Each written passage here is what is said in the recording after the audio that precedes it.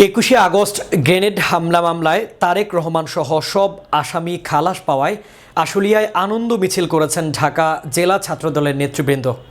ঢাকা ১৯ আসনের বিএনপির সাবেক এমপি ডাক্তার দেয়ান মোহাম্মদ সালাউদ্দিন বাবুর নির্দেশনায় এই আনন্দ মিছিল করেন তারা। সোমবার বিকেলে আশুলিয়ার দক্ষিণ গাজীরচট রশিদ মার্কেট এলাকা থেকে এই আনন্দ মিছিল শুরু হয়। মিছিলটি বিভিন্ন স্থান প্রদক্ষিণ করে ইউনিক বাস স্ট্যান্ডে গিয়ে সমবেতের মধ্য দিয়ে সেখানে সংক্ষিপ্ত সমাবেশ হয়।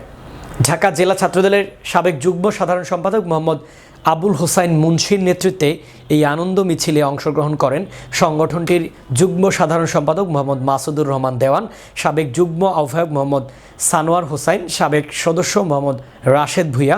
এছাড়া আরও অংশগ্রহণ করেন আশুলিয়া থানা ছাত্রদলের সাবেক নেতা মোহাম্মদ উসমান গনি, আব্দুল হাকিম, নুরুল আমিন ও ধামসোনা ইউনিয়ন ৭ নং ওয়ার্ড ছাত্রদলের সাবেক সভাপতি মোহাম্মদ আনোয়ার হোসাইন, সাবেক সাধারণ সম্পাদক মোহাম্মদ শাহিন ভান্ডারী এবং সাবেক সাংগঠনিক সম্পাদক মোহাম্মদ জাহিদুল ইসলাম সহ অন্যান্য নেতৃবৃন্দ।